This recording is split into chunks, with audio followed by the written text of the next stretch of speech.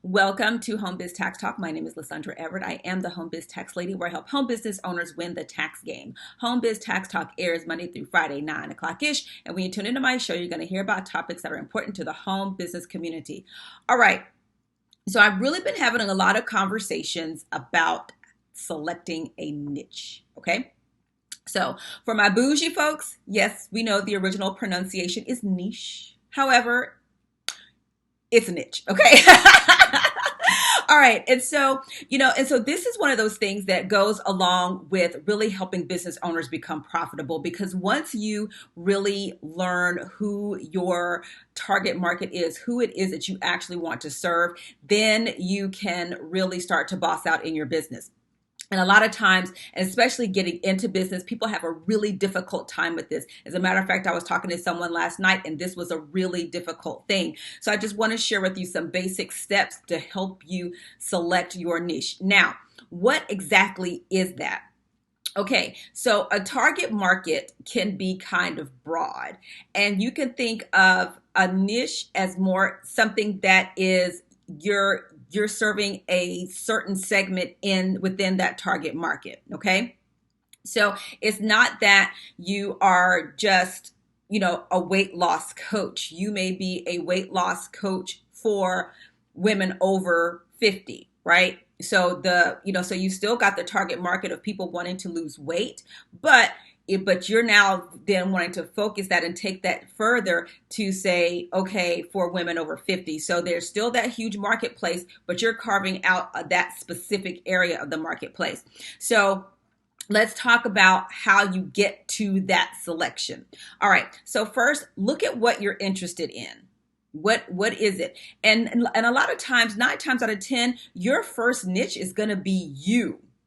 Right? That's the easiest target market that there is, because whatever it is that you're looking to sell, or whatever kind of business you're looking to start, there was something that struck you that said, I need to fix this.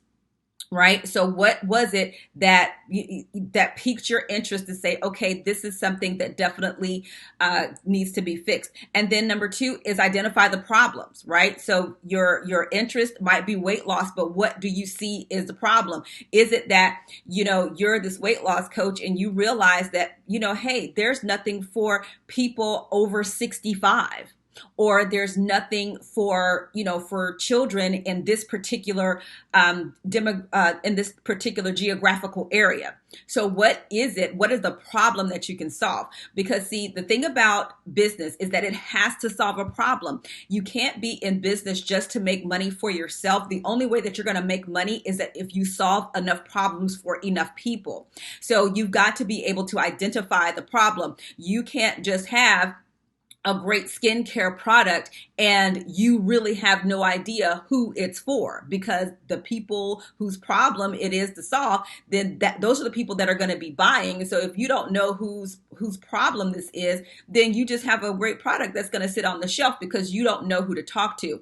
And that's why it's important to identify the interest and to identify the problem so that you can create a specific message. One of the things that you have to realize is that not everybody has the same problem, right? You can have two 40-year-old women standing next to each other. One of them might have back pain. One of them might have knee pain. So you can't just talk about pain, right? You gotta have something that addresses back pain. You gotta have something that addresses knee pain.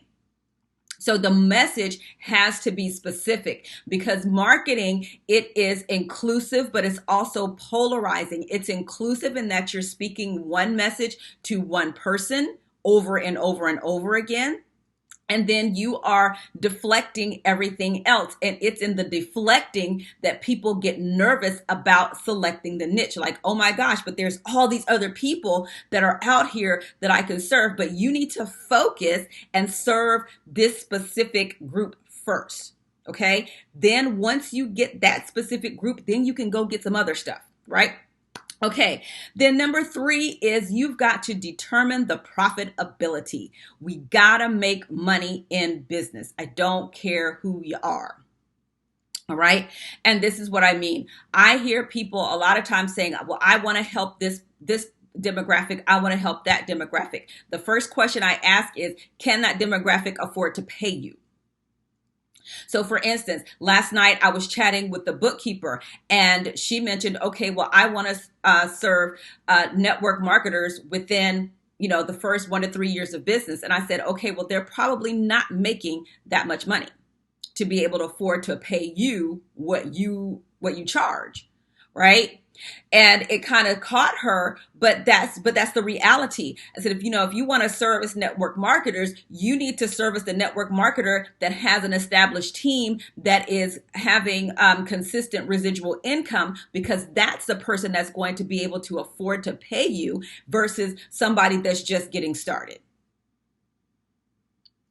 So it's not that, you don't want to help people, but you have to make sure that the people that you want to serve can pay you. Otherwise, you won't have a business. You won't be making any money. So is it good that, you might help somebody that's in a tight spot? Great. But if you don't have other people that are actually paying you, you will not have the room to work with somebody that's in a tight spot. Okay, determine that. And then the next thing is to look for trends. Really looking for trends in a specific industry is going to help you boss out sooner rather than later. And here's what I mean. In every industry, there's something, right? In the I'm sorry, somebody said you're telling me 5 years too late, and that just caught me. I'm so sorry. That threw me off my game. But in looking for the trends, there's always something that is going on, right? So in the finance space over the last couple years in the taxation, it's been cryptocurrency, right? It's been a trend because it's now getting more attention. It's garnered a lot of attention over the past couple years. So that is a trend. In the health space, okay, there's the keto diet. There's always some kind of new something that is coming along in the industry. And so if you can jump on a trend, that is what's going to help you boss out sooner rather than later. But you have to know who you are serving and be okay with leaving other people on the table. That's okay, because you need to establish yourself in one particular market first. And I don't care what you're doing. I don't care if it's a job. I don't care if it's a business. You have to have something that you specialize in. I have truck drivers who are clients. There's all kinds of different types of truck drivers. You got over-the-road truck drivers. You got regional truck drivers. You got heavy haul truck drivers. There's all kinds of truck drivers. I have hairstylists. There's all kinds of stylists. There's a person that specializes in color. There's this person that specializes in short hair. There's a person that specializes in long hair. There's, some people that specialize in weaves and extensions and all that.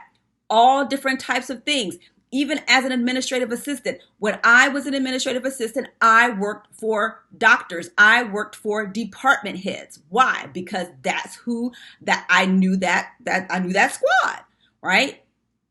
I worked for teaching universities and I worked for department heads. Though that's it. Teaching university first, department head second. Why? Because I knew how to serve those people.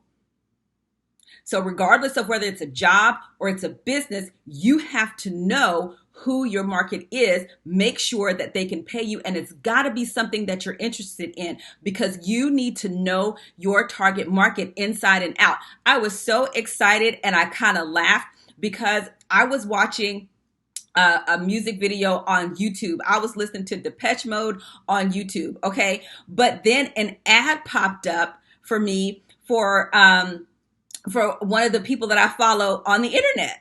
And I laughed hysterically. I said, because this person knows that, I'm in this age group. People in this age group like this type of music. And so if I'm listening to a music, then I'm getting this ad. I'm like, that is just genius. That's somebody that knows their target market. So this is why you've got to, and you just pick one, right? Because there's just a sea of niche markets out there. You just pick one, whichever one's jumps out at you first, pick that one, boss it out, and then pick something else.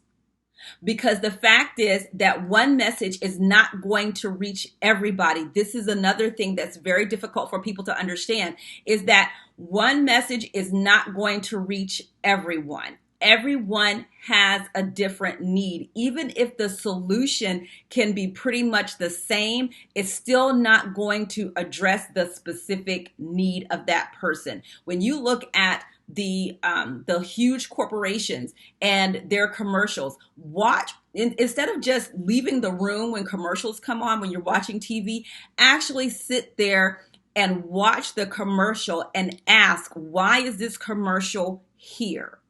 Right? Because when you're watching the kids shows, then you might have a McDonald's commercial comes up, and what are they talking about? They talking about Happy Meals. They, showing their little play place and all that, because that is what's going to catch a kid's attention. And that's when I have a kid saying, hey, mom, I want to go to McDonald's and slide down their slide. And by the way, grab a cheeseburger while we're there. Right? But if you go to another channel, like if you might see a McDonald's commercial, but it has a completely different message. So it's still McDonald's. They still serving hamburgers and milkshakes and fries and all that, but they're reaching different people on different levels, addressing specific problems.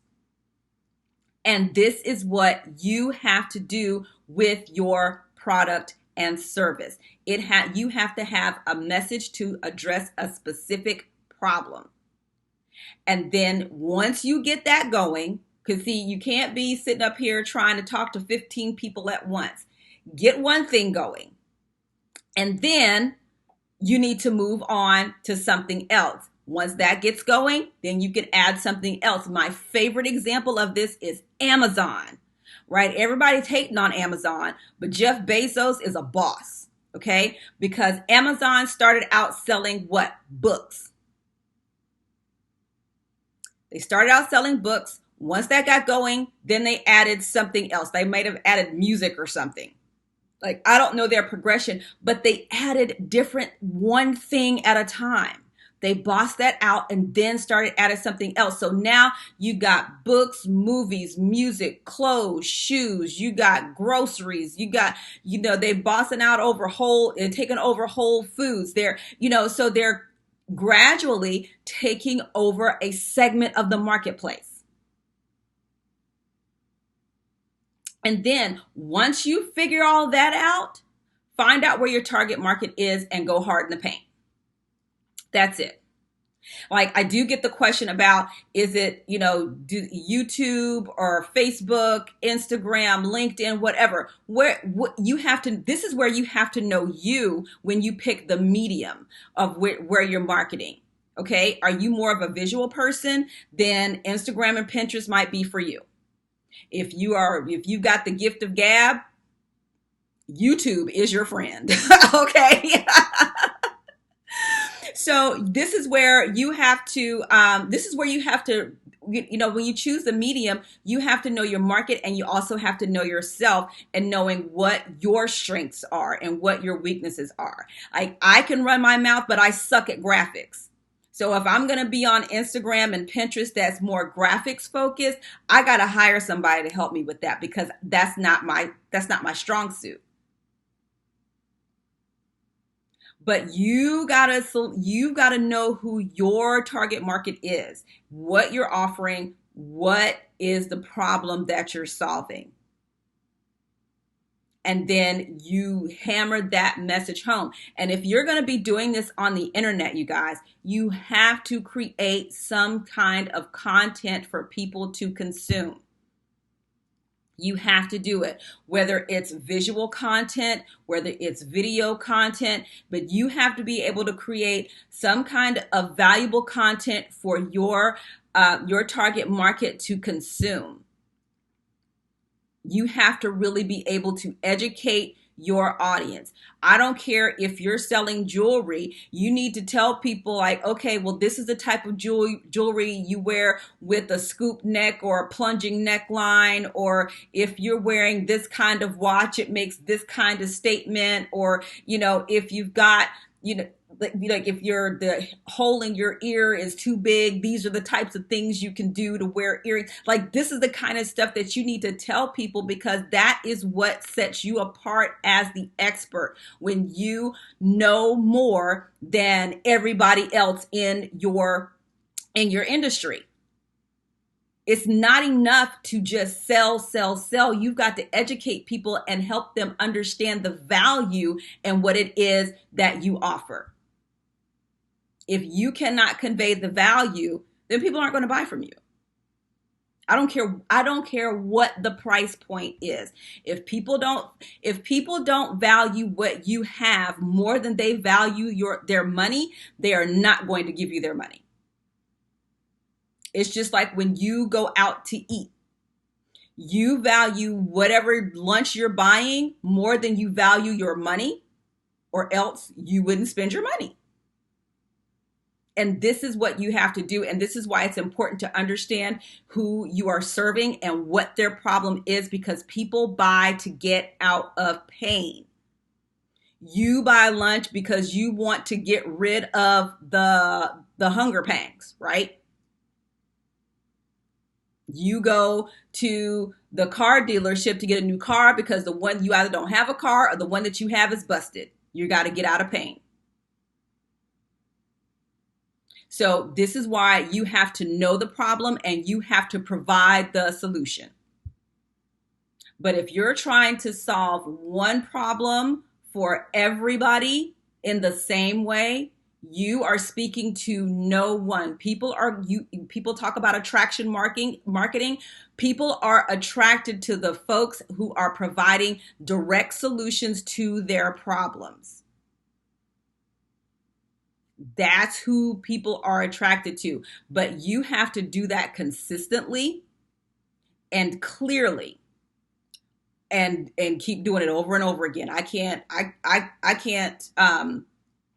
overemphasize the importance of consistency, because if you show up on Tuesday and then you don't show up again for another 2 or 3 weeks, you're not the top of mind solution. You have to work to be the top of mind solution. That is what you are doing. And with so much being on the internet, you have to work harder at that, because there's so much out there. There's so much out there on the internet. You have to be willing to work at it as long as it takes to get you above the noise, to where you are the top of mind solution. You cannot let the other person outwork you. That is it. You have to be more visible than the next guy in order for people to think of you first. That takes time. It takes effort. It takes consistency. It takes knowing your market. It takes knowing the problem that you solve and conveying the message that you can solve that problem better than anybody else. Period. Point blank. Okay, so I hope this helps you out, gives you something to chew on. If you don't know who you're serving, stop what you're doing today. Figure out who it is you're serving. Figure out what problems that they're having. Make sure they can pay you. Find out where they're hanging out. Put yourself in front of those people. That's it. Okay? So thank you guys so much for tuning in to Home Biz Tax Talk. Again, we air Monday through Friday, 9 o'clock-ish. And you can come right here to get your questions answered about your home business taxes. All right? Have a great day, and I will see you all next time. Bye.